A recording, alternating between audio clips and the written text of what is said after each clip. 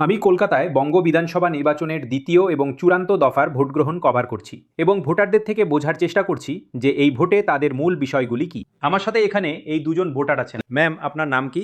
রীতা মিত্র। আপনার? জয় মিত্র। যখন আপনি ভোট দিলেন তখন একজন ভোটার হিসাবে এই নির্বাচনে আপনার জন্য সবচেয়ে বড় বিষয় কি ছিল?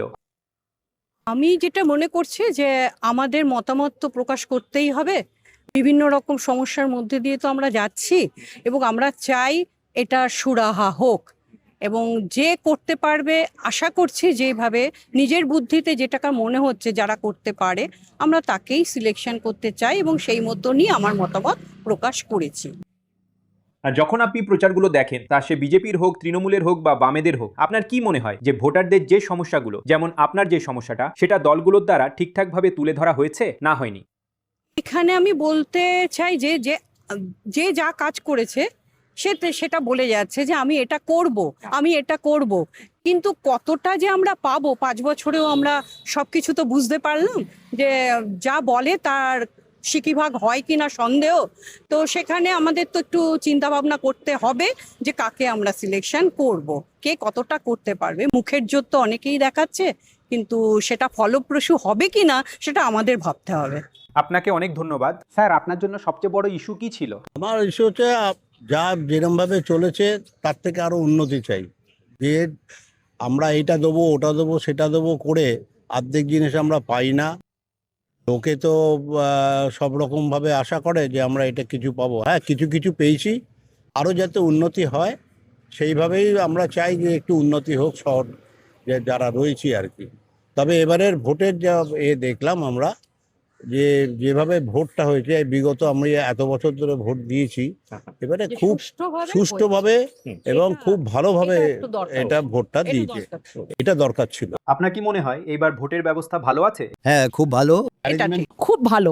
আপনাদের গতবারের চেয়ে কি কি জিনিস বেশি ভালো লেগেছে? দেখি, আগে যে আমরা দাঁড়ালাম বিএলওর সামনে দিয়ে দিল, বিএলও সব নোট করে, ফোন আসে, এতে ছাপ্পার জন্য যা এতদিন ধরে চলছিল সেটা আমার হিসাবে টোটালি বন্ধ হতে হবে। একদম ঠিক আছে। অনেক ধন্যবাদ। সুতরাং আমি আবার মনে করি এই সমস্ত ভোটারদের থেকে একটি আকর্ষণীয় দৃষ্টিকোণ, যারা সকাল সকাল তাদের ভোট দিতে এসেছেন এবং এই মুহূর্তে বাংলায় 142টি আসনে ভোট গ্রহণ চলছে এবং যেমন আপনি এই দিকেও দেখতে পাচ্ছেন ভোটারদের অনেক অনেক লাইন রয়েছে যারা সকাল সকাল তাদের ভোট দিতে এসেছেন। আমি হয়তো আরও 1-2জন লোকের সাথে কথা বলার চেষ্টা করব। ম্যাডাম, আমি কি আপনার সাথে কথা বলতে পারি যদি আপনি কিছু মনে না করেন? আপনার নাম কি? আমার নাম অর্পা দত্ত। অর্পা, আমি শুধু জানতে চাই কোনো দলের নাম না করে, হ্যাঁ, যখন আপনি একজন ভোটার হিসাবে, একজন ব্যক্তি হিসাবে, কলকাতার একজন বাসিন্দা হিসাবে ভোট দিতে আসেন, আপনার মনে প্রধান বিষয় কি থাকে? এটা অবশ্যই কর্মসংস্থান, আরও মহিলাদের সুরক্ষা এবং দলমত নির্বিশেষে, যেমন আপনি ঠিকই উল্লেখ করেছেন। সুতরাং এটা খুব খুব প্রয়োজনীয়। এগুলো হলো প্রাথমিক চাহিদা, শুধু মহিলাদের জন্য নয়, পুরুষদের জন্য, পশুদের জন্য। তাই সেই সমস্ত বিষয়গুলো মাথায় রেখে এবং আমি ভোট দিতে যাচ্ছি। তো হ্যাঁ, এবং আপনি যখন সুরক্ষার কথা বলছেন তখন সুরক্ষার পরিস্থিতি কেমন ছিল সেই বিষয়ে আপনার মূল্যায়ন কি? ধরা যাক হয়তো বাংলার মতো একটা জায়গায় মহিলাদের সুরক্ষা বলুন গত 1 দশকে বা তার আশেপাশে। সুতরাং কিছু হয়েছে আপনি জানেন, মানে সুরক্ষার একটা দোল খাওয়ার মতো, কারণ এখানে সেখানে। সুতরাং যেমন আরও পুলিশ, আপনি জানেন, অফিসার বা সাহায্যকারী কর্মী, একটা অ্যাপ যেটা যথেষ্ট কাজ করে, কারণ আমরা সবাই একরকম, আপনি জানেন, প্রযুক্তি সচেতন লোক। সুতরাং আমরা এটা ব্যবহার করতে পারি, অথবা আমাদের এটা ব্যবহার করার জন্য প্রশিক্ষণ দেওয়া যেতে পারে। সুতরাং এটা আনন্দের হবে যদি আপনি জানেন ওই প্রয়োজনীয় পদক্ষেপগুলো নেওয়া হয়। এমন কোনো বড় বিষয় যা আপনার মনে আছে? কোনো দলের নাম না করে। সুষ্ঠুভাবে ভোট দিতে এসছে, এটাই আমাদের বড় কথা। আর কি বলবো বলুন তো, এরকম সুষ্ঠু নির্বাচন হোক, এটাই চাই।